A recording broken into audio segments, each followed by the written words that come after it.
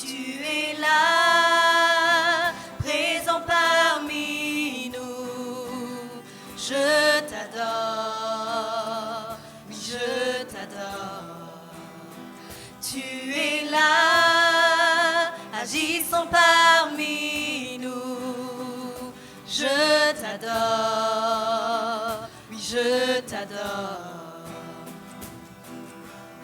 Tu traces un chemin au Père des miracles, tu tiens tes promesses, lumière dans les ténèbres, mon Dieu, c'est ce que tu es. Tu traces un chemin au Père des miracles, tu tiens tes promesses, lumière dans les ténèbres, mon Dieu, c'est ce que tu es.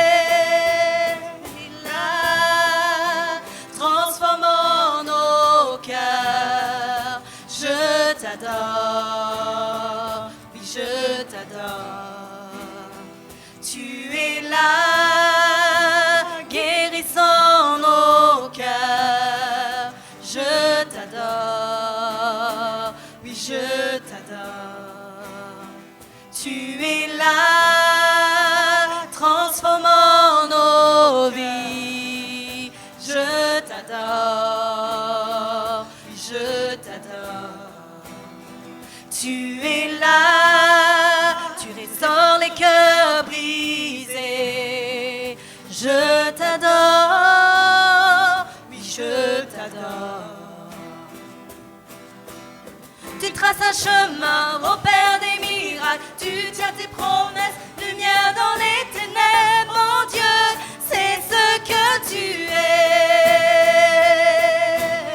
Tu traces un chemin au Père des miracles, tu tiens tes promesses, lumière dans les ténèbres, mon Dieu, c'est ce que tu es. C'est ce que tu es. C'est ce que tu es. C'est ce que tu es. C'est ce que tu es. C'est ce que tu es. C'est ce que tu es. C'est ce que tu es. C'est ce que tu es. C'est ce que tu es. Et quand je ne le vois pas, tu es là. Et quand je ne le sens pas, tu es là. Tu agiras encore. Tu agiras encore. Et quand je ne le vois pas, tu es là. Et quand je ne le sens pas, tu es là. Tu agiras encore. Tu agiras encore. Et quand je ne le vois pas, tu es là. Et quand je ne le sens pas, tu es là. Tu agiras encore. Tu agiras encore.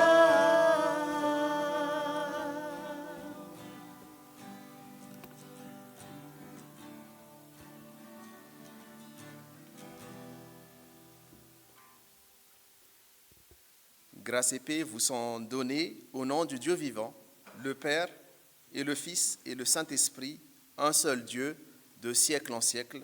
Amen. Je vous invite à prendre place. Merci au groupe de louanges pour ce beau chant d'ouverture. Effectivement, voilà, Dieu est présent parmi nous. Et souvent, effectivement, lorsqu'on prépare la présidence, des fois, on invoque la présence de Dieu, mais en fait, effectivement, il est toujours présent, mais généralement, c'est plutôt nous qui sommes absents. Et voilà, c'est qu'on glorifie que voilà, Dieu est toujours présent, mais voilà, il nous tient par la main et il nous appelle, mais généralement, c'est nous qui fait un peu faux banc. Voilà. Et donc, bonjour à ceux et à celles aussi que j'ai déjà vus tout à l'heure, j'ai pu saluer ou que je n'ai pas encore pu saluer, qui sont soit de passage, voilà, soit aussi pour découvrir effectivement notre temple. Donc, n'hésitez pas aussi à rester un peu pour un petit moment d'échange après le culte. Vous êtes aussi dans la maison de votre Père.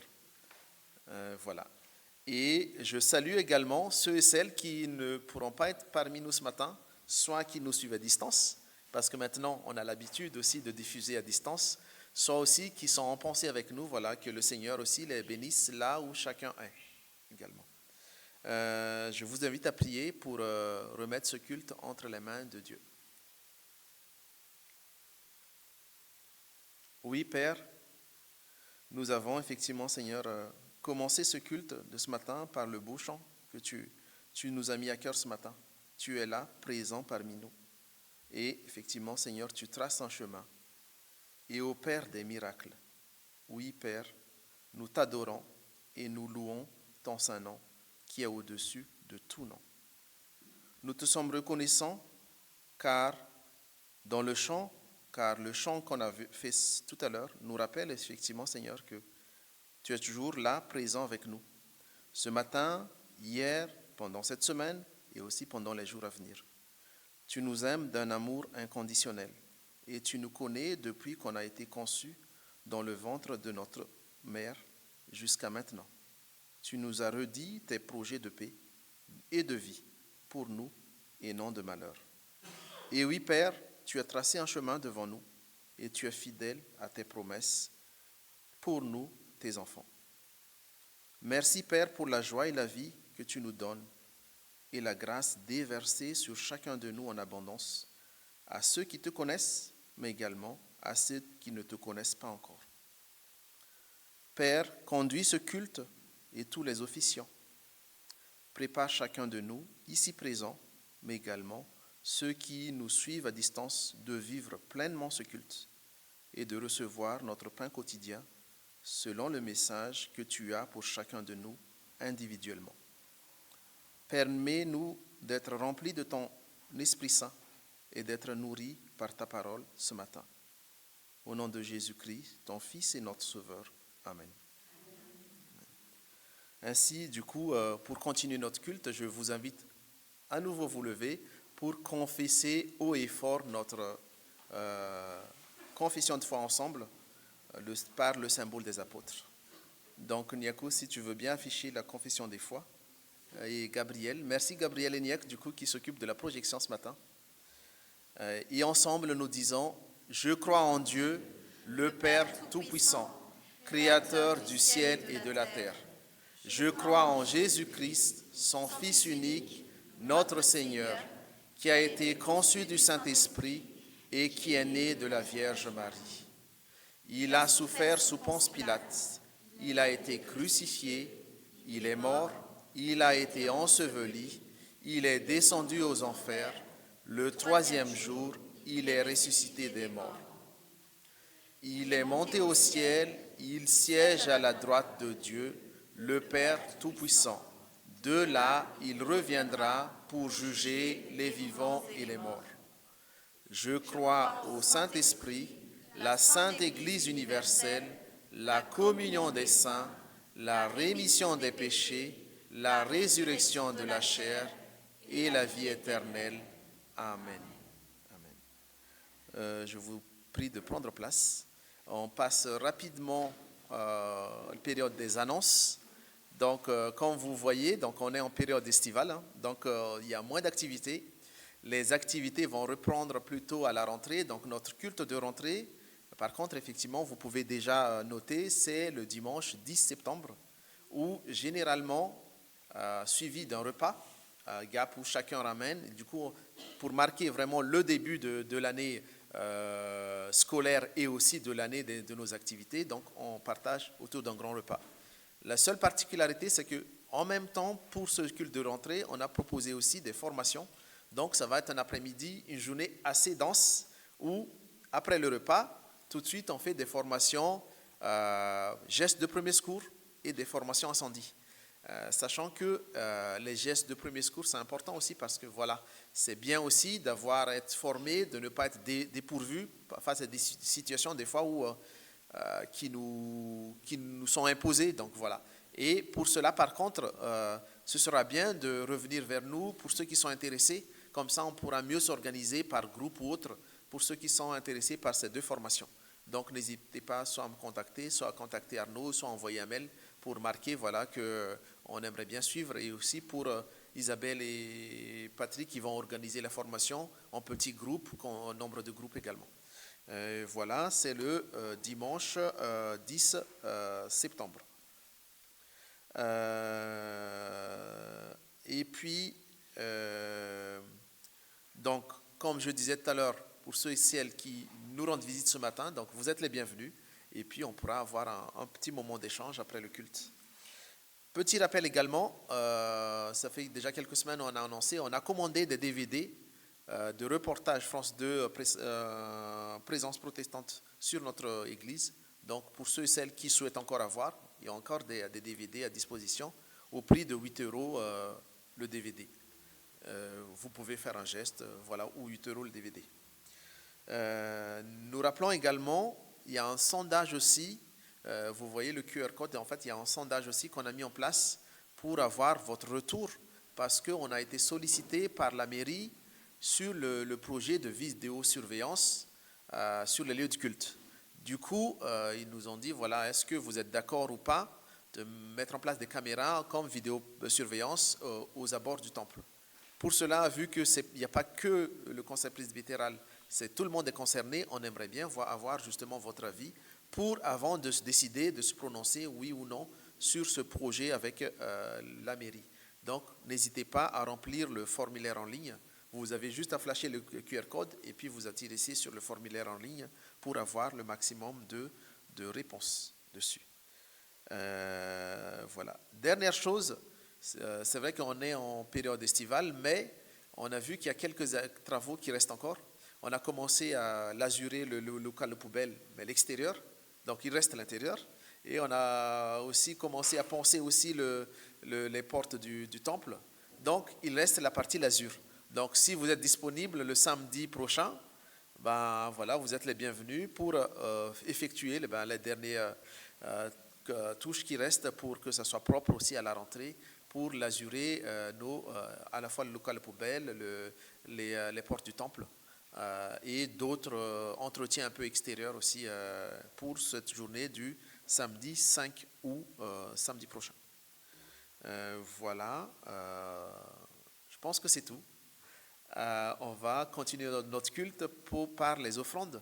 Donc, je ne sais pas si les enfants aussi, vous êtes volontaires pour faire les offrandes. Donc, on continue par les offrandes.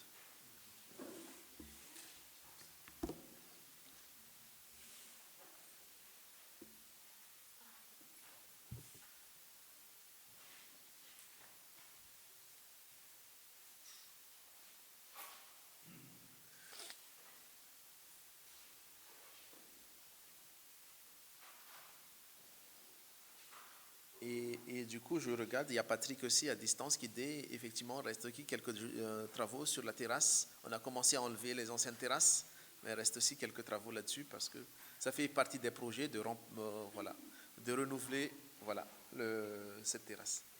Oui. Oui. Les enfants, vous venez à côté de moi, après on va prier.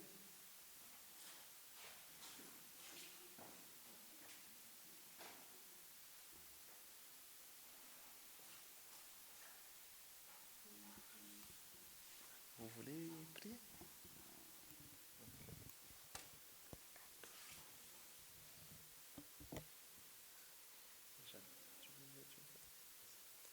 Père, reçois l'offrande que nous te présentons, qu'elle serve pour les besoins de ton Église et pour proclamer ta gloire partout où cela est nécessaire et apporter ta bonne nouvelle à ceux qui ont soif de te connaître.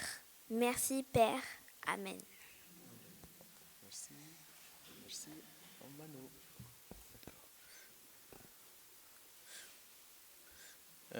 Nous arrivons maintenant du coup aussi au moment de volonté de Dieu, de nous préparer également par rapport à notre semaine, par rapport à notre journée, de nous remettre devant Dieu par rapport aussi à ce qui n'est pas encore ajusté en nous, malgré nos efforts, nos propres efforts, de lui appeler en aide aussi, de nous fortifier.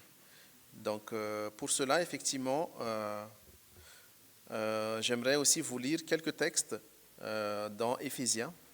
Donc Éphésiens 4, 25 jusqu'au chapitre 5, verset 2. Ce texte qui nous dit « Rejetez donc le mensonge, Que chacun dise la vérité à son prochain, car nous sommes tous membres d'un seul corps. Mettez-vous en colère, mais ne péchez pas, que votre colère s'apaise avant le coucher du soleil. Ne donnez pas au diable l'occasion de vous dominer. Que la personne qui volait cesse de voler, qu'elle se mette plutôt à travailler et qu'elle fasse le bien de ses propres mains pour avoir ainsi de quoi aider celui qui en a besoin.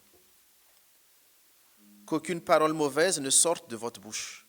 Dites seulement des paroles bienveillantes, qui répondent à un besoin et qui sont constructives pour faire du bien à ceux qui vous entendent. N'attisez pas l'Esprit Saint de Dieu. Il est pour vous la marque personnelle attestant que le jour viendra où Dieu vous délivrera complètement du mal. Chassez loin de vous tout sentiment amer, toute irritation, toute colère, ainsi que les cris et les insultes. Abstenez-vous de toute forme de méchanceté.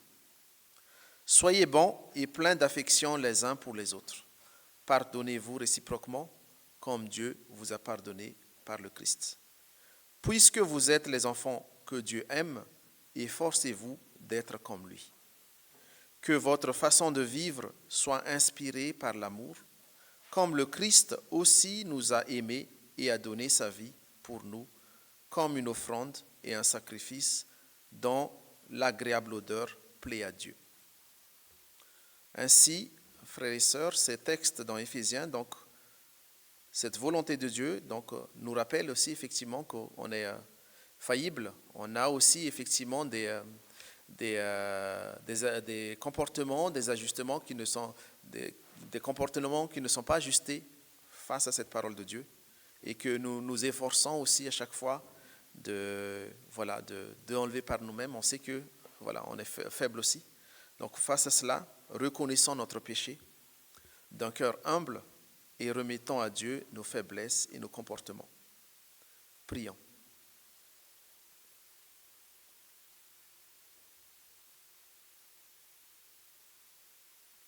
En effet, Père, ta parole nous bouscule et nous rappelle notre être fragile, faillible et en proie à diverses tentations et comportements tels que la colère, la méchanceté et les mauvaises paroles qui ne sont pas dignes de toi. Pour tout cela, nous te demandons pardon, Père. Néanmoins, malgré notre égoïsme et nos faiblesses qui nous éloignent de toi, tu ne cesses de nous tendre la main et de nous inviter à revenir vers toi pour que nous ayons la vie. Ainsi, Père, nous voici devant toi tels que nous sommes, d'un cœur humble pour que tu puisses nous guérir et prêts à vivre selon ta volonté et à rejeter nos maux qui nous séparent de toi. Prends pitié de nous, Père, et couvre-nous de ton Esprit Saint pour qu'il soit notre force, notre conseiller et notre guide dans notre vie au quotidien. Nous te le demandons par le nom de ton Fils Jésus-Christ, notre Seigneur et Sauveur, qui a donné sa vie en sacrifice pour nous. Amen. Ainsi donc, frères et sœurs, je vous invite à vous lever aussi parce que, vous savez, notre Dieu, donc un Dieu aimant, un Père aussi qui tend, qui tend son bras pour justement nous ramener vers lui. Ainsi, donc, je vous invite à vous lever pour recevoir le pardon de Dieu. Oui, chers frères et sœurs, Dieu notre Père ne veut pas la mort du pécheur, mais qu'il se convertisse et qu'il vive. C'est lui qui nous a aimés le premier. Il a envoyé son Fils dans le monde pour que le monde soit sauvé par lui. Il vous offre sa miséricorde et vous donne la paix. Soyez rassurés que celui qui met sa confiance en Dieu et trouve sa joie en Jésus-Christ est sauvé. Amen. Ainsi donc, du coup, pour proclamer notre joie aussi, pour continuer aussi à louer le Seigneur, donc du coup, nous allons cantonner les deux chants qui suivent. Je chanterai gloire et Abba Père.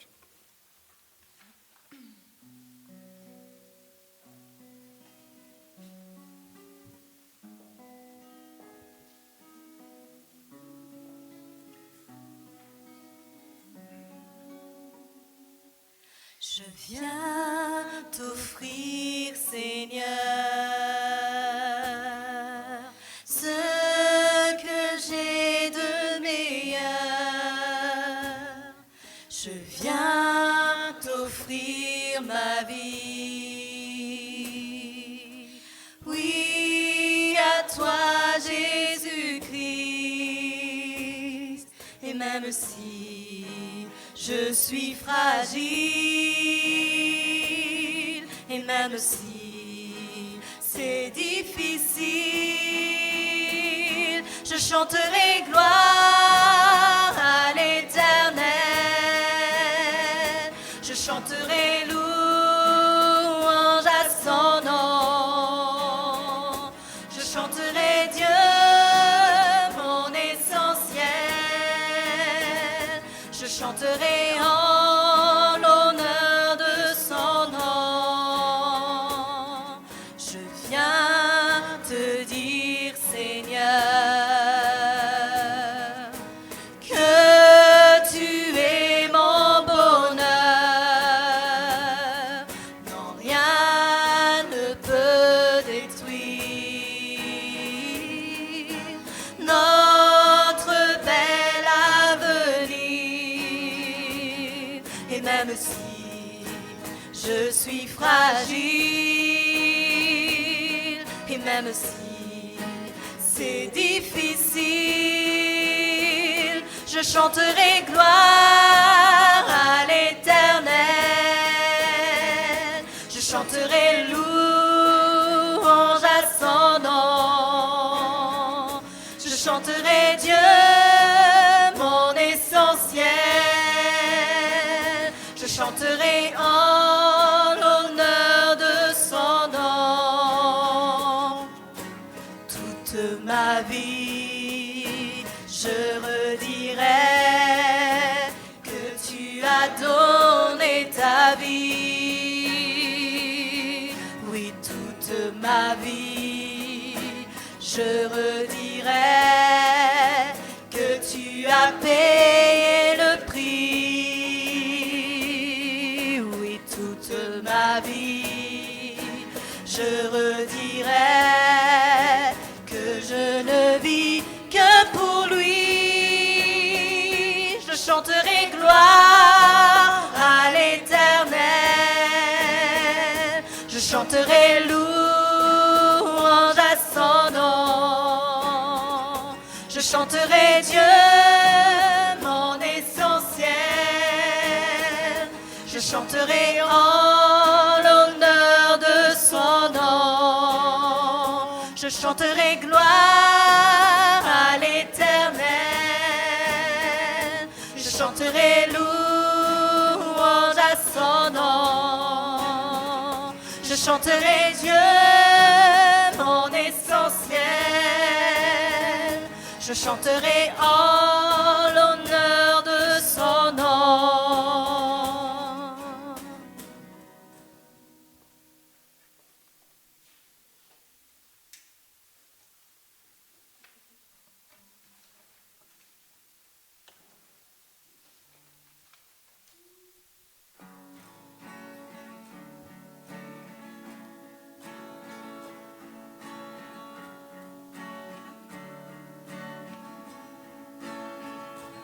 Bien avant le chant qui créa l'univers, bien avant l'esprit qui planait sur la terre, bien avant que tu me formes de la poussière, tu rêvais du jour où tu pourrais m'aimer. Bien avant le premier battement de mon cœur, bien avant que je m'éveille à ta douceur, bien avant mes doutes, mes joies et mes douleurs, tu rêvais du jour où je pourrais t'aimer. Tu rêvais du jour où je pourrais t'aimer. Abba Père, je suis à toi. Abba Père, je suis à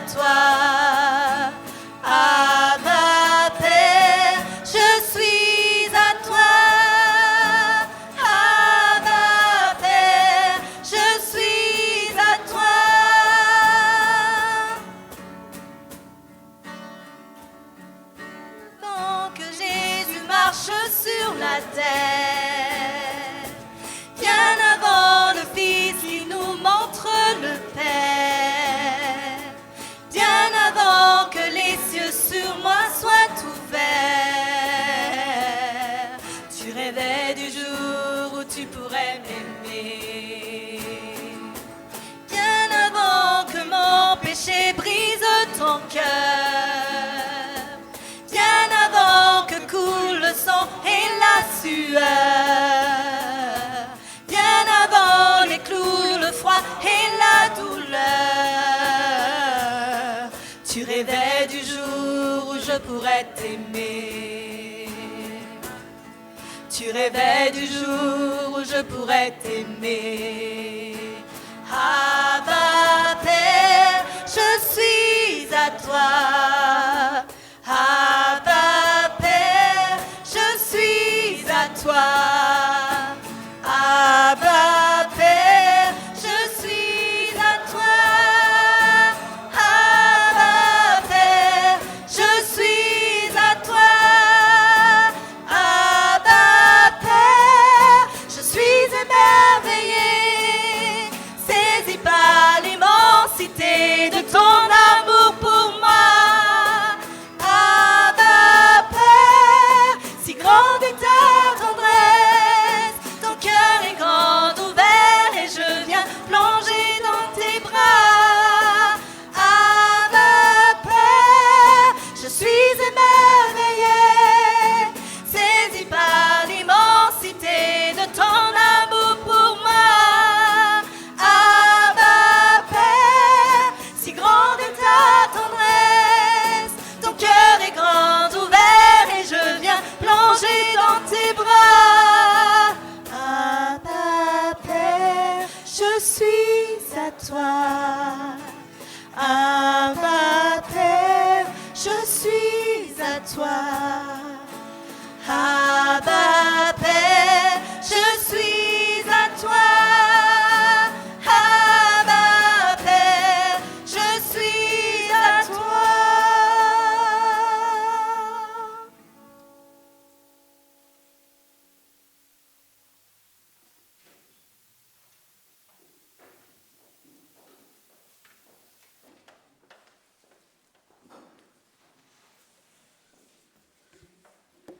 Merci au groupe de louanges de nous avoir emmenés sur ces deux chants voilà, d'adoration, de consacration aussi, de clamer haut et fort, effectivement, voilà, notre reconnaissance aussi envers Dieu notre Père.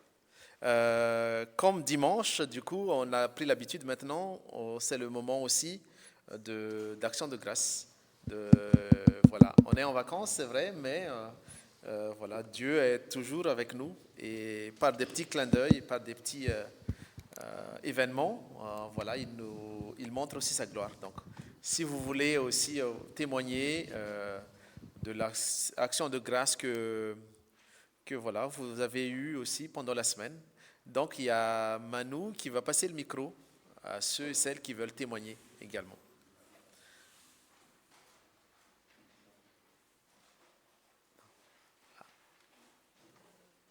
Alors, on a juste un petit problème technique.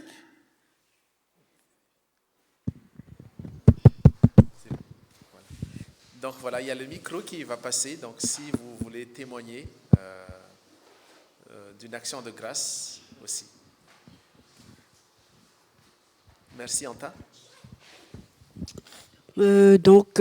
Ça marche pas. Si. Si, ça marche. Super. C'est plus près. D'accord.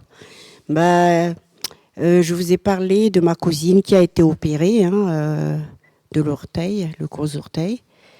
Et mercredi dernier, grâce à Dieu, tout s'était très bien passé. Et merci Seigneur. Et il n'y a aucune séquelle jusqu'à présent. Et il n'y a pas trop de répercussions de post-opératoire.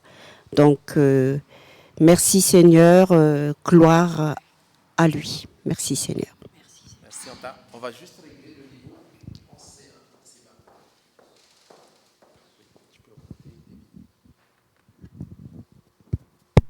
bas. Ouais, c'est mieux.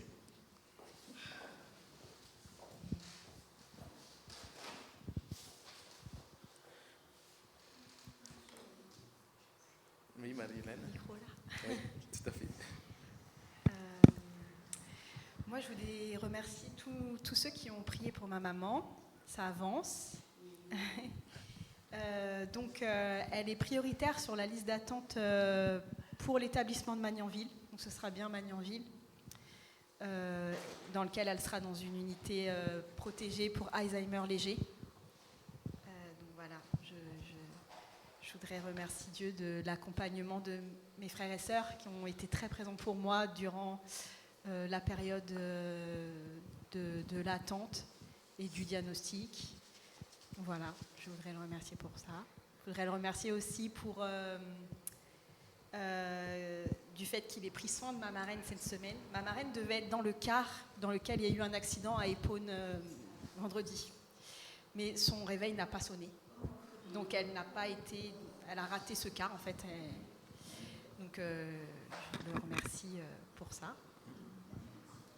Et je le remercie aussi pour ce qu'il est en train de me faire vivre en ce moment dans toutes les actions sociales que je fais. J'ai fait ma première nuit avec le SAMU social il y a une semaine. J'ai vu des sujets durs, mais il m'a donné la force et j'aime beaucoup dans quoi il est en train de m'utiliser, dans le tournant que je suis en train de prendre, qui est finalement tout ce que j'ai toujours aimé faire, c'est aimer l'autre et l'aider. Merci Marie-Hélène. Merci Marie-Hélène pour ce témoignage, effectivement, voilà. Que le Seigneur aussi nous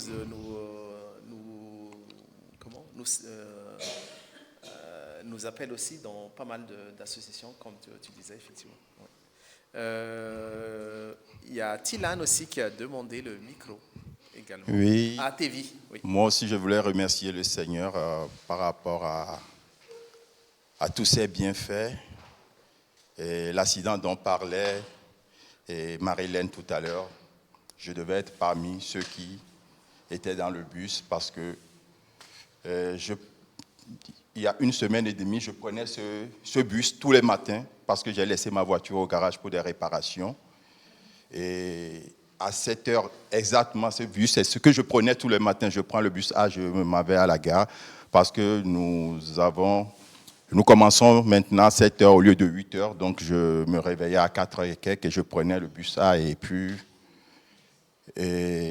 le mercredi soir, le garage m'a appelé comme quoi la voiture était prête. J'étais parti chercher la voiture. Le jeudi matin, je rentre, je vais au travail avec ma voiture. Et sur le lieu du travail, mon chef qui m'appelle me dit il y a un accident. Et c'était exactement le bus que je prenais.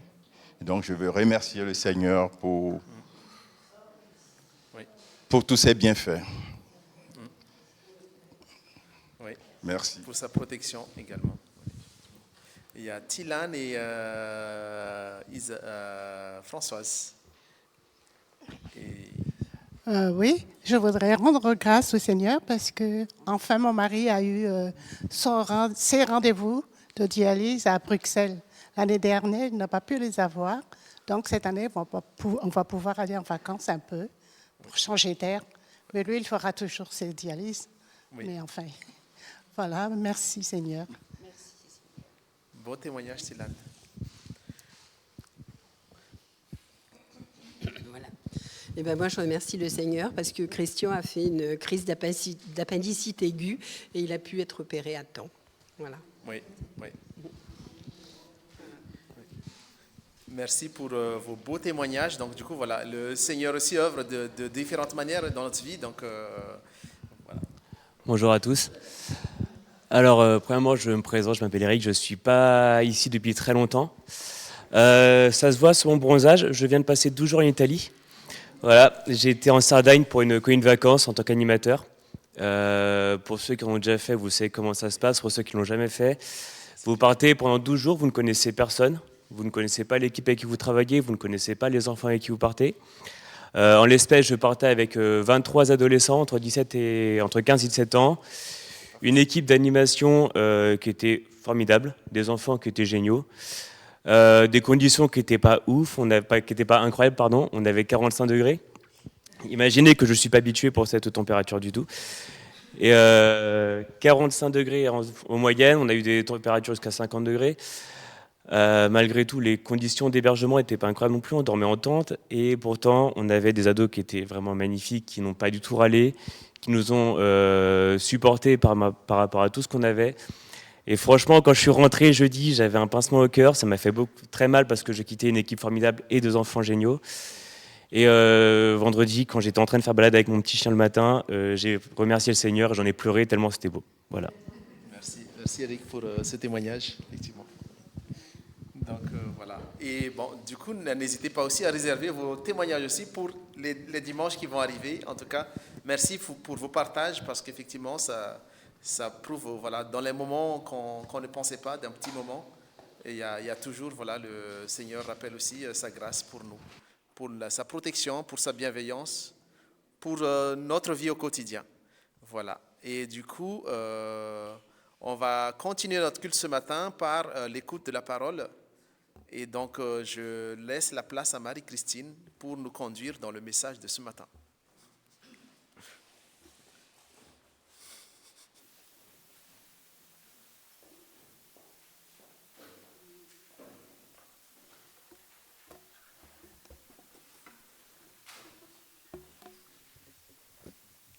Alors, je ne sais pas si c'est un message d'actualité. Le titre de mon message, peut-on prier pour la pluie? Alors vous allez dire, c'est vraiment pas d'actualité avec tout ce qui est tombé ces derniers jours. Mais enfin bon. En fait, je lisais dans le Parisien une déclaration du président du Conseil scientifique pour la nature et l'homme. Grand titre. Il nous disait, si quelquefois on ne le savait pas, qu'un Français sur 10 déclare ressentir les impacts du changement climatique. 45 degrés. Et 85% se disent inquiets. Inquiets des changements climatiques. Alors, moi, je suis parmi ces 85%. Je ne sais pas vous. Les effets de la sécheresse et de la chaleur sont en effet, moi je pense, des plus préoccupants. Pour de nombreux pays du Sud, et puis aussi pour certaines régions de notre nation. Parce que ces grandes chaleurs, ces sécheresses impactent sur les récoltes et sur notre vie. On est inquiet, je suis inquiète, et alors on aurait tendance, toute la journée on est assailli, et vous allez dire encore le dimanche matin au culte, par ces nouvelles de réchauffement climatique, de températures extraordinaires, de juillet le plus chaud jamais enregistré. Alors, on est tenté de fermer la télé, de ne pas mettre les nouvelles, de ne pas regarder sur les alertes de nos téléphones. C'est une solution. Alors, je me suis demandé, moi, devant cette inquiétude, en tant que chrétienne, quelle devait être mon attitude? Qu'est-ce que je devais penser et qu'est-ce que je pouvais ou devais faire? Alors bien sûr, on peut même s'en désintéresser. On peut dire, Dieu est maître, après moi le déluge. Qu'est-ce que je peux y faire? Ce n'est pas mon sentiment. D'abord, on pourrait se dire, bon, ok, mais qui est coupable? Les climatologues, les scientifiques, tous, ils nous assomment en nous disant que notre génération est coupable à cause de l'accroissement des activités humaines. Et les générations antécédentes, entre autres la mienne, hein, les bobos des années 70. Donc, qui est coupable? En fait, cette histoire de culpabilité, elle sonne mal dans notre époque. Personne ne veut être coupable, personne ne veut être responsable. On a toujours tendance à trouver quelqu'un d'autre pour être responsable de nos actes. La responsabilité, la culpabilité, ce n'est pas très en vogue à notre époque. La Bible, notre Bible, où sont retranscrites les paroles que le Seigneur a données à des prophètes, les paroles de notre Seigneur Jésus et des apôtres, nous parlent pourtant de la responsabilité et souvent de la culpabilité. On lit, entre autres, dans le livre du Deutéronome, donc Deutéronome, le dernier livre du Pentateuque, on lit dans le livre du Deutéronome les paroles que Moïse adresse au peuple d'Israël, qui avait vécu donc 40 ans dans le désert et qui allait rentrer en Canaan. Ils allaient donc former une nouvelle nation. Ils avaient besoin, on va dire, d'une espèce de code civil. Donc, Moïse va leur donner les bénédictions, va leur citer les bénédictions et les malédictions que le Seigneur Yahvé annonce par rapport à l'attitude de ce peuple, à leur obéissance aux préceptes de la loi. On lit ça donc dans le livre du Deutéronome, merci, au chapitre 11, d'abord le verset 1 et puis les versets 13 à 16. Le verset 1, c'est, je dirais, le premier des commandements. Tu aimeras Yahvé, l'Éternel ton Dieu, et tu observeras toujours ses préceptes, ses lois, ses ordonnances, ses commandements, cela pour toujours. Petite différence dans nos traductions, ce n'est pas bien grave. Deuxième, on passe au verset 13. Et si vous obéissez à mes commandements que je vous prescris aujourd'hui, donc on parle au peuple d'Israël, si vous aimez l'Éternel votre Dieu, et si vous le servez de tout votre cœur et de toute votre âme, je donnerai à votre pays la pluie en son temps, la pluie de la première et de l'arrière-saison, et tu recueilleras ton blé, ton mou, donc ta vigne, et ton huile. Je mettrai aussi dans tes champs de l'herbe pour ton bétail, et tu mangeras et te rassasieras. Gardez-vous de laisser séduire votre cœur et de vous détourner, de servir d'autres dieux et de vous prosterner devant eux. La colère de l'Éternel s'enflammerait alors contre vous. Il fermerait les cieux et il n'y aurait point de pluie. La terre ne donnerait plus ses produits et vous péririez promptement dans le bon pays que l'Éternel vous donne. Un texte un peu difficile. Alors, comment est-ce que nous accueillons ce texte? On pourrait dire, bon, c'est un texte d'un autre temps, pour une autre culture, c'est le texte de l'Ancien Testament. Cette menace de l'Éternel, est-ce qu'elle peut être une menace toujours d'actualité? Est-ce qu'elle peut nous concerner, nous, les chrétiens de la Nouvelle Alliance, de l'Alliance de la grâce, du pardon? C'est ce que prêche, entre autres, une nouvelle théologie, la théologie libérale. Une théologie qui refuse l'histoire du péché, de la culpabilité, du pardon, et qui voudrait mettre aux oubliettes tous ces textes, en disant Dieu est amour. Alors à ce moment-là, on n'a plus qu'à mettre nos Bibles à la poubelle. Ou alors, vous savez, on déchire toutes les pages où il y a les condamnations, les jugements, les avertissements de l'Éternel. Il ne restera pas grand-chose. Mais bon, pourquoi pas? Moi, je ne suis pas d'accord, peut-être vous non plus. Parce que notre Seigneur Jésus, il dit bien qu'il n'est pas venu pour abolir tout ça. Dans Matthieu 5, 17, 18, je ne sais pas si on l'a marqué. Non, bon. Il annonce qu'il n'est pas venu pour abolir la loi. Ne croyez pas que je sois venu pour abolir, donc détruire, déchirer la loi et les prophètes. Je suis venu non pour abolir, mais pour accomplir. Cette parole de Jésus, qu'il prononce donc au fameux sermon sur la montagne, nous pousse quelque part à renouveler notre attention sur ces textes de l'Ancien Testament, sur ce qui a été dit dans cette loi et par ses prophètes. D'ailleurs, Jésus nous donne un petit, on va dire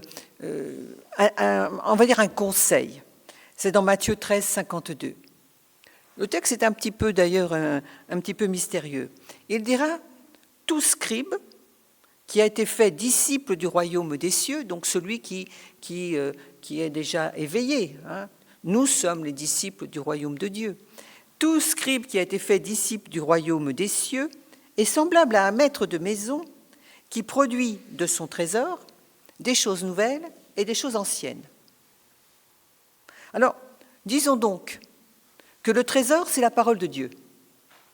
Les choses anciennes, ce serait ce que nous dit le Seigneur dans l'Ancien Testament, l'Ancienne Alliance. Les choses nouvelles, ce que nous dit Jésus et les apôtres. On tire des deux. La Bible, c'est un tout. Alors, les commandements de l'Éternel, pourquoi ? Pourquoi des commandements, pourquoi des préceptes, pourquoi des ordonnances, pourquoi tout ça ? Pour le bienfait du peuple, pour son bien, pour ce qu'on appellerait le savoir-vivre, vous savez, le vivre ensemble, pour le bien. Ces lois, par exemple, prescrivaient un tas d'instructions pour la gestion des récoltes, les protections sociales, le gouvernement de la nation, la sexualité, le mariage, le patrimoine, les héritages. On trouve tout ça dans la loi de l'Éternel. Ça codifiait la vie du peuple pour son bien, parce que ça allait être une nouvelle nation. C'est en quelque sorte ce que je disais, leur code civil. Ils abordaient des notions qui vont être pour la vie du peuple, pour des générations et des générations. Et le Seigneur dit qu'elle n'a jamais été abolie. Entre autres, ces lois qui concernent la remise des dettes tous les 50 ans. C'est quand même assez formidable. Et puis, il y a la loi aussi pour le repos de la terre tous les 7 ans. Si on faisait la rotation des cultures et qu'on laissait les terres reposer tous les 7 ans, on n'aurait pas tous ces problèmes de désertification de certains pays ou de certaines terres. Il y a aussi des lois qui protègent le pauvre, la veuve, l'orphelin, l'étranger. Elles sont toujours valables, ces lois. Certaines ont été reprises dans notre code civil. Mais qui s'en soucie, à vrai dire, de toutes ces lois ? Qui s'en soucie ? Alors, quelles sont les conséquences de la désobéissance du peuple, d'abord, et peut-être de notre humanité ? La sécheresse, nous l'avons vu là, peut être une des conséquences de la désobéissance. Alors, je crois que quand on lit ces textes, on peut quand même être un peu préoccupé par tout ce qui se passe actuellement dans le monde. Moi, je me le suis dit. C'est quand même effrayant et inquiétant. Pour notre pays, toutes les régions du Sud sont impactées, l'Italie, l'Espagne, la Grèce est en train de brûler. On a aussi l'impact au Canada, le Canada qui souffre de la sécheresse, on n'avait jamais vu ça. En Afrique, c'est plus courant, mais enfin, il y avait des rotations. Qu'est-ce que ça pourrait vouloir dire par rapport à ce que nous dit la parole ?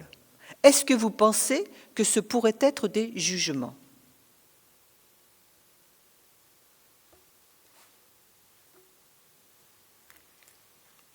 Je reprends le texte, la parole, et je reprends donc un trésor, parce que ça dit les anciennes choses du trésor. Alors je reprends un texte de l'Ancien Testament, c'est une exhortation de Zacharie. Zacharie 10, chapitre 10, verset 1. Demandez à l'Éternel la pluie du printemps. L'Éternel produira des éclairs et il enverra une abondante pluie. Il donnera à chacun de l'herbe dans son champ. Et Jésus lui-même, il a confirmé que l'on pouvait demander en disant « Demandez et l'on vous donnera.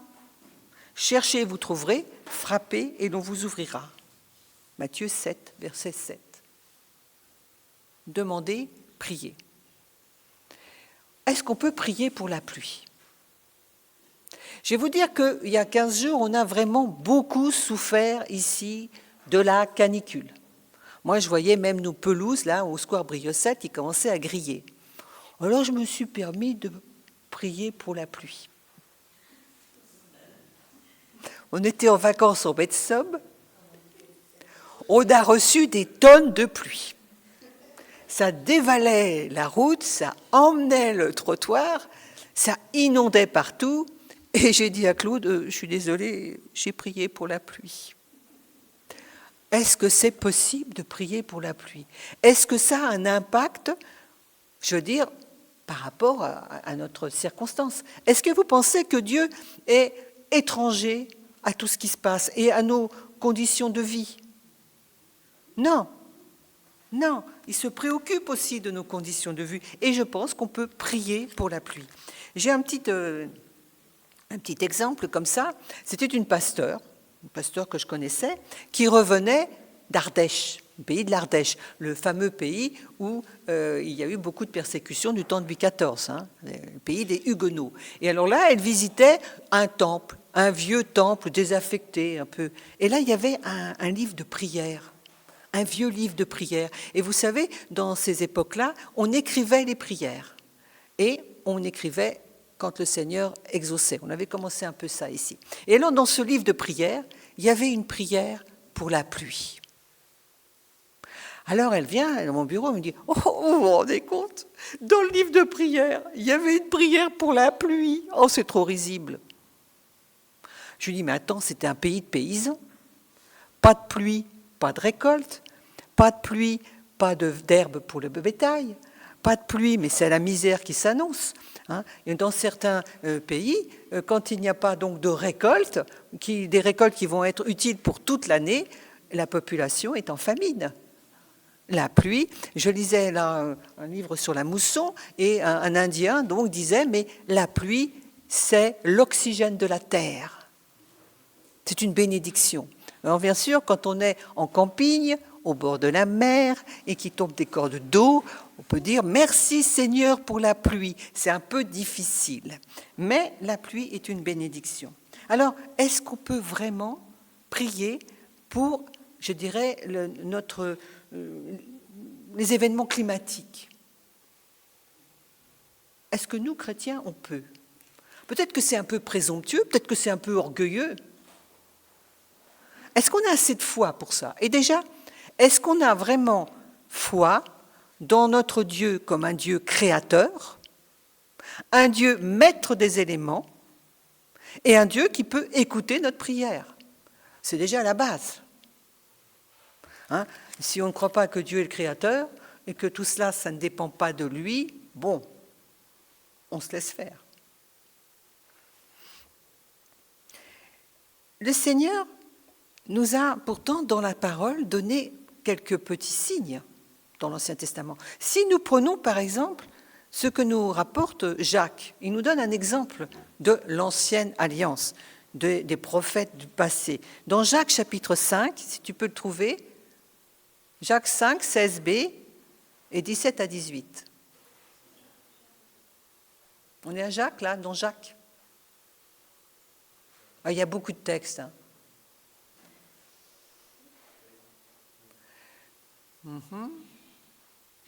La prière fervente du juste a une grande efficace. Continuons. Ah, il y a un petit...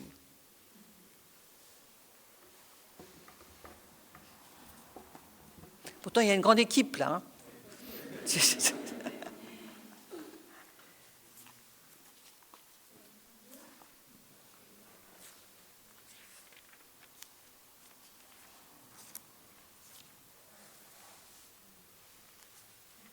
Je n'ai pas voulu préparer les textes moi-même. Tu l'as trouvé?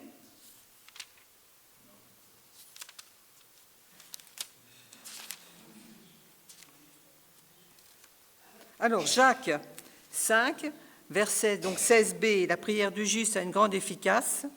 Verset 17, où il nous dit « Élie, donc le prophète Élie, était un homme de même nature que nous. » C'était un homme, tout simplement. Il pria avec instance pour qu'il ne pleuve pas. Élie a prié pour qu'il ne pleuve pas, parce que c'était du temps du roi Akab, qui était un roi mauvais par rapport à l'Éternel, et qui avait entraîné son peuple dans l'idolâtrie, et c'est le fameux, avec sa femme Jézabel, la fameuse Jézabel. Donc Élie était un homme de même nature que nous, il pria avec instance pour qu'il ne pleuve pas. Il ne tomba pas de pluie sur la terre pendant 3 ans et 6 mois. Alors, la terre, en hébreu, ça peut être aussi le pays.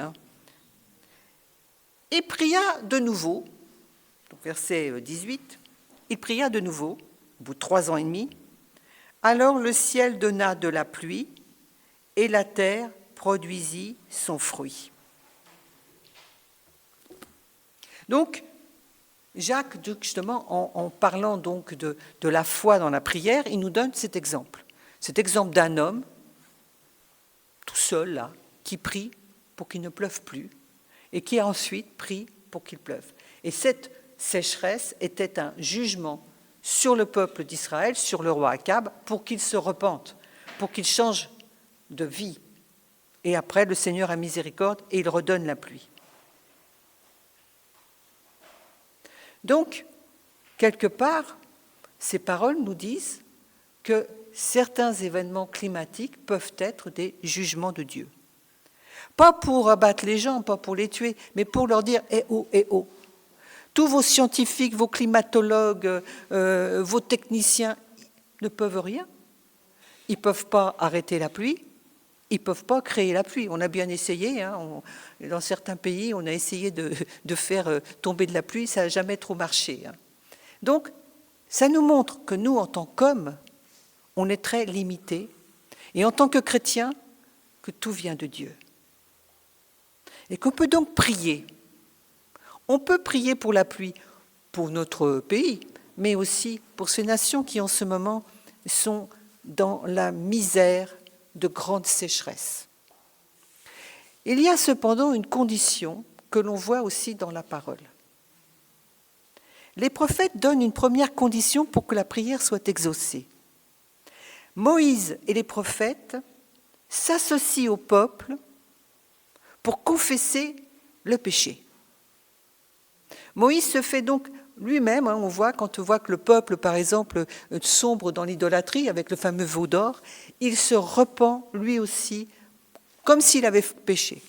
Donc le peuple, Moïse et les prophètes, quand on lit les prophètes, s'associent au péché du peuple quelque part et demandent pardon pour le péché du peuple. Donc dans nos prières, est-ce qu'on peut nous aussi, par exemple, ne sachant pas trop ce qui se passe, dire au Seigneur pardon.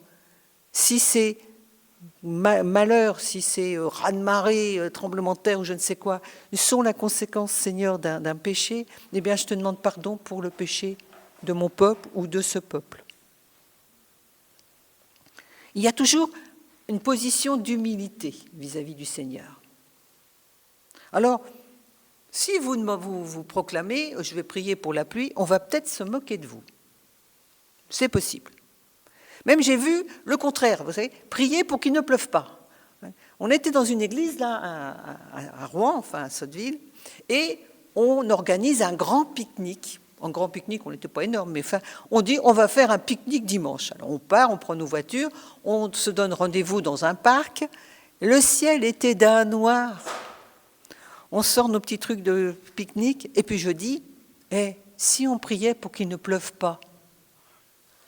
Alors, tout le monde s'est marré, il faut l'avouer. Ils ont ri. Oui, enfin, t'as vu un peu le temps et tout. Mais je dis, alors, on est là à l'église, on va prier pour qu'il ne pleuve pas. Alors, on a prié pour qu'il ne pleuve pas. Et de temps en temps, il y avait une petite goutte qui tombait. Tout. Merci Seigneur, il ne pleut pas.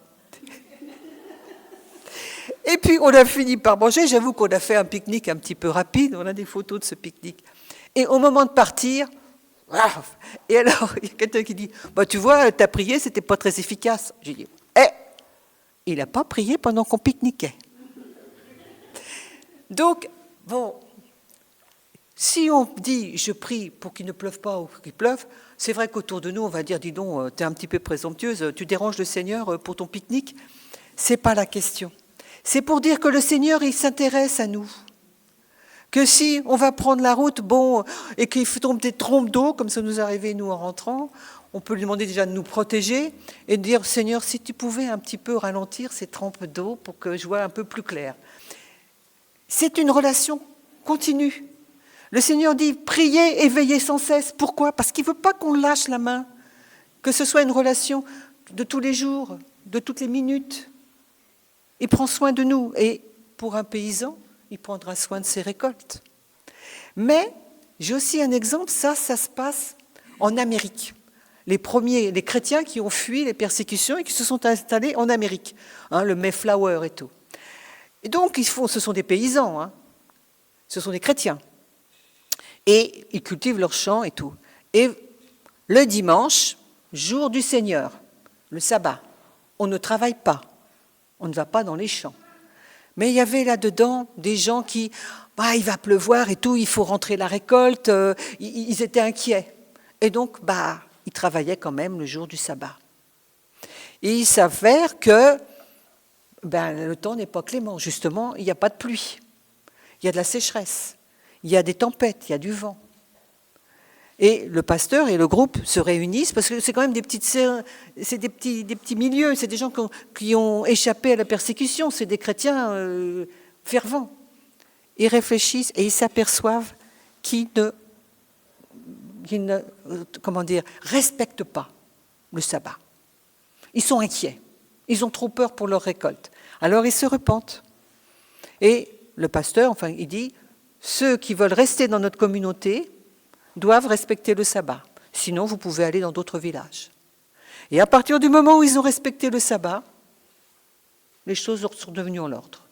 Ils ont pu survivre, avoir leur récolte. C'est un petit exemple, mais j'ai lu ça dans un livre sur justement ces chrétiens d'Amérique.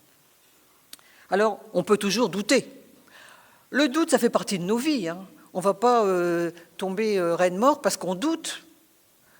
Mais quand on est plusieurs, quand on est une église, par exemple, en église, quand on fait nos prières en commun, qu'est-ce qui nous empêche de prier le Seigneur pour nous épargner la sécheresse, pour nous épargner aussi la guerre, les malheurs?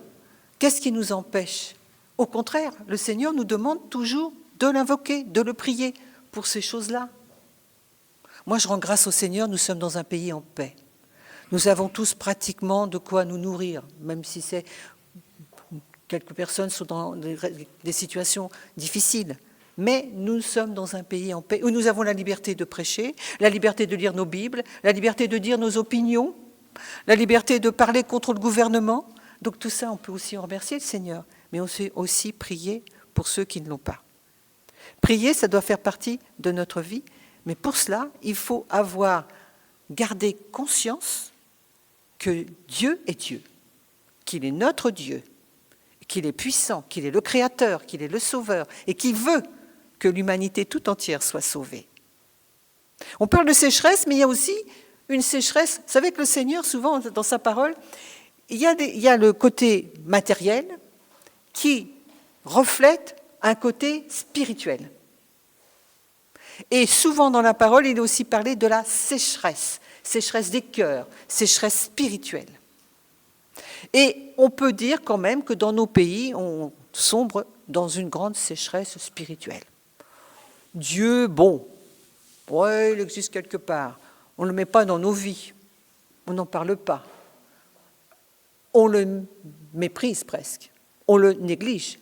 Qui rend grâce à Dieu pour un rayon de soleil? Qui rend grâce à Dieu pour les fleurs, pour les oiseaux, pour cette nature merveilleuse qu'il nous a donnée, pour une pluie bienfaisante? Qui rend grâce à Dieu? Qui le remercie? Qui le loue?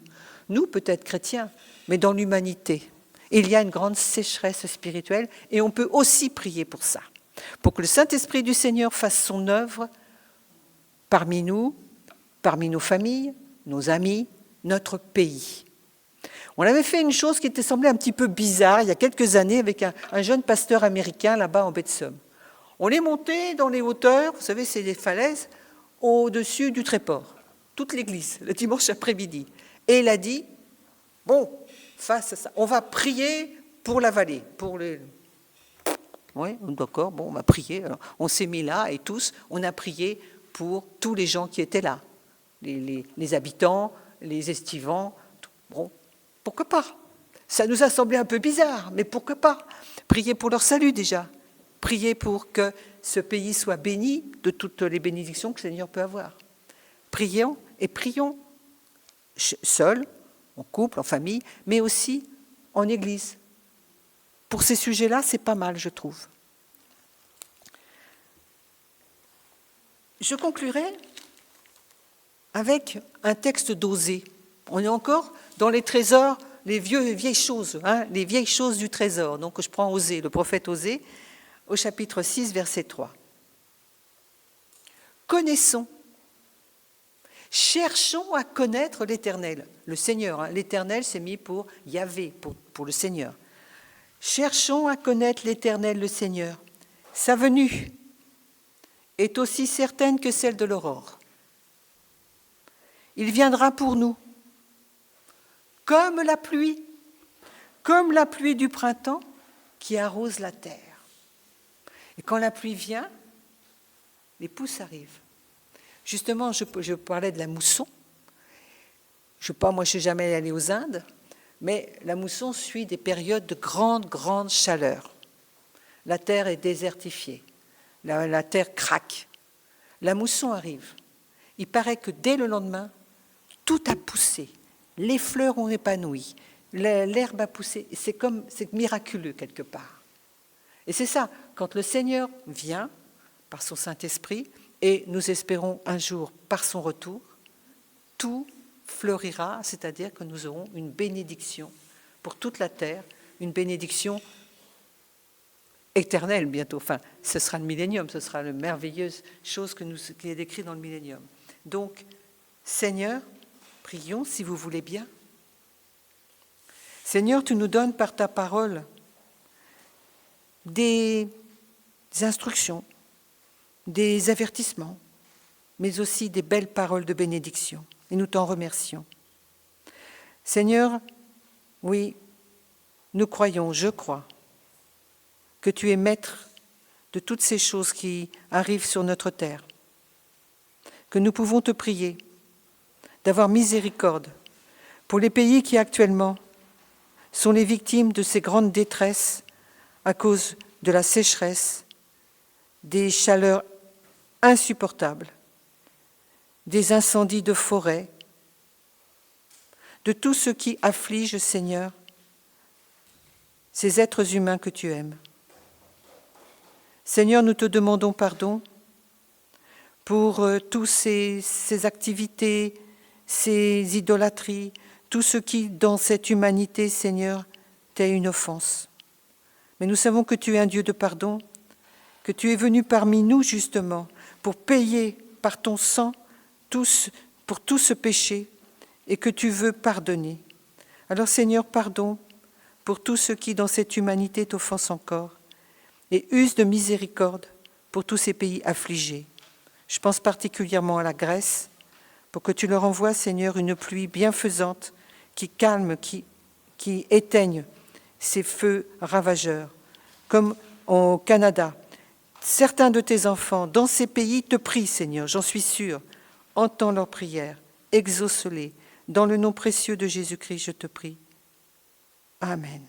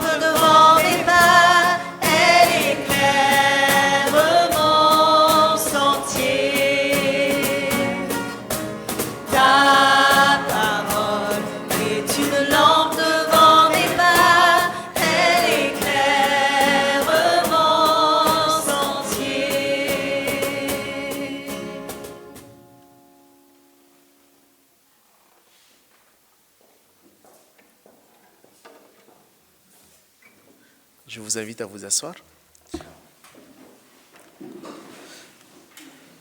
Merci Marie-Christine pour ce message. Effectivement, des fois, des fois on se dit, bon, est-ce que pour ce sujet, est-ce que ça vaut le coup aussi effectivement de prier le Seigneur? Mais voilà, il attend, comme on disait, pour l'action de grâce et pour les petites choses, comme pour les grandes choses aussi, voilà, il est là. Donc, et ça tombe bien parce qu'effectivement, lorsque j'ai préparé aussi cette liturgie, du coup, ça me tenait à cœur aussi d'adresser ce sujet justement de prière pour notre terre, pour le climat, où il y a pas mal de choses qu'on entend aussi, pour le monde aussi qu'on va laisser à nos enfants.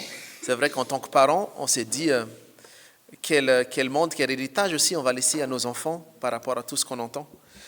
C'est vrai que cette semaine, j'ai entendu un peu une parole choc aussi. Il disait, les experts, ils disent, de toute façon, c'en est fini du temps des réchauffements climatiques. Là, c'est la période de l'ébullition climatique. Donc, du coup, c'est encore beaucoup plus grave. Et c'est vrai qu'on utilise des moments chocs aussi pour conscientiser les gens qu'il faut vraiment changer quelque chose. Et face à cela, voilà, justement, à nous aussi de prier parce que le Seigneur nous a laissé ce patrimoine, cette terre belle qu'elle a créée pour que nous, on soit son intendant. Donc, voilà. Et voilà, ça fait partie d'un des sujets de prière également. Prions.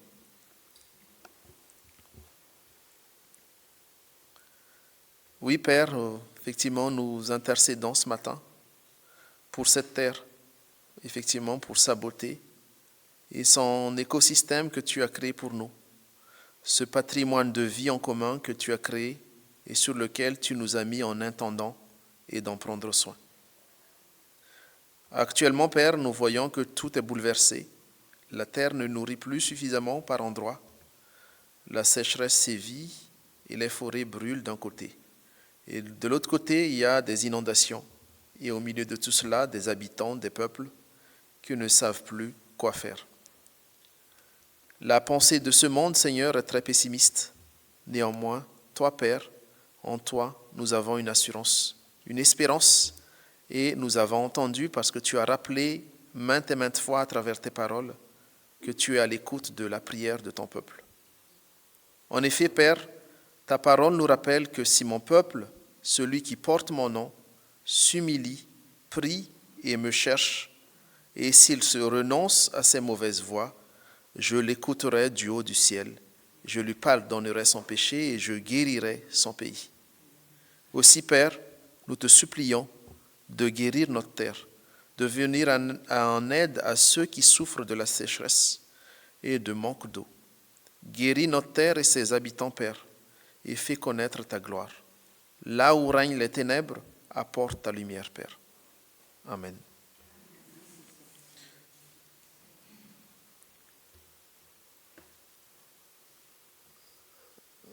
Nous voulons aussi, Père, aussi prier effectivement pour nos familles qui sont malades. Donc du coup, voilà, je vous invite aussi à prendre ce sujet aussi parmi nous, dans nos connaissances. Voilà, prière pour nos frères et sœurs qui ont besoin de guérison.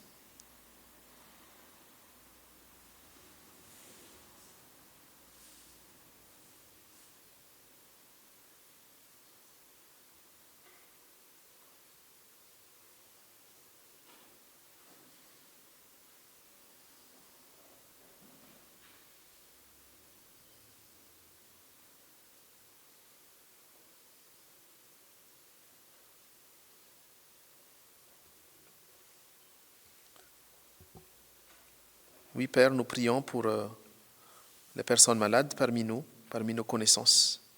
Oui, à ceux et celles qui souffrent d'une maladie grave où le désespoir est présent au quotidien et une situation dans laquelle on se sent démuni. Effectivement, Seigneur, nous les nommons dans le silence de nos cœurs. Tu connais la situation de chacun, Seigneur. Viens et agis et guéris nos amis, nos proches, nos connaissances. Ils ont besoin de toi, Seigneur. Nous te supplions de les guérir, effectivement. Et qu'il, à son tour, Seigneur, qu'il te rende témoignage de ta gloire et de ta grandeur autour d'eux.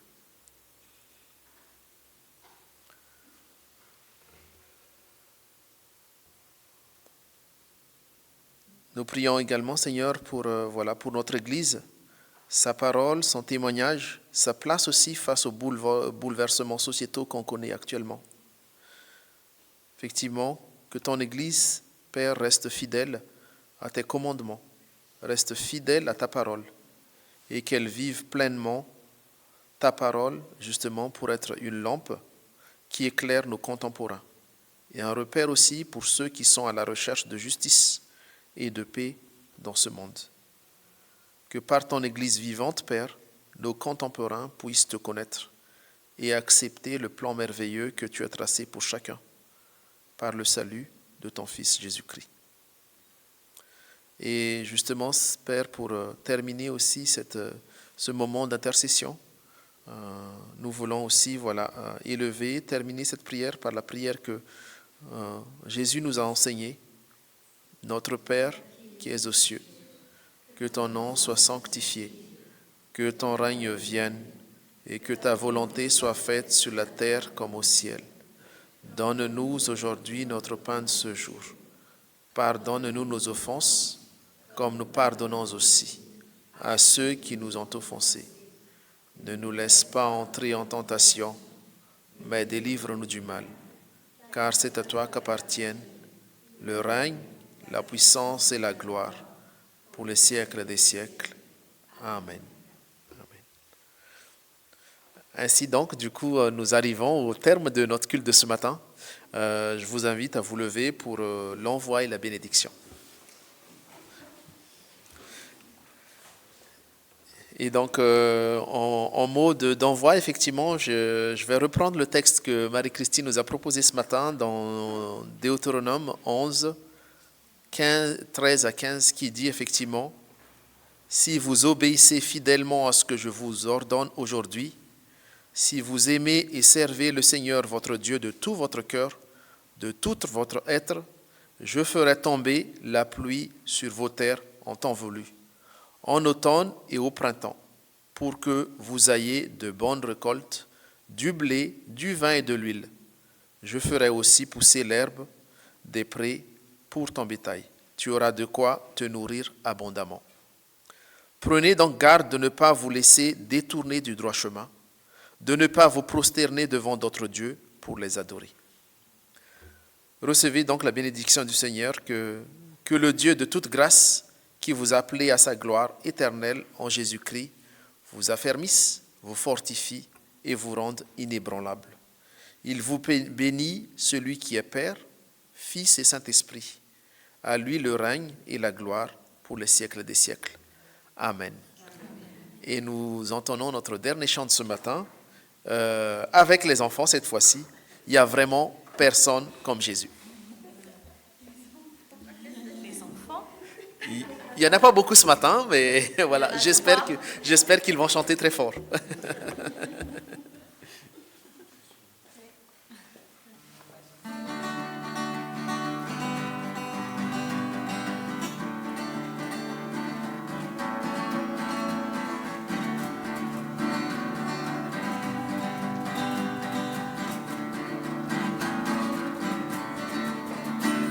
Il n'y a vraiment personne comme Jésus. Il n'y a vraiment personne comme Jésus. Il n'y a vraiment personne comme Jésus. Il n'y a vraiment personne comme lui. J'ai cherché, personne. J'ai cherché, personne. J'ai cherché, personne. Il n'y a vraiment personne comme lui. Il n'y a vraiment personne comme Jésus. Il n'y a vraiment personne comme Jésus. Il n'y a vraiment personne comme Jésus. Il n'y a vraiment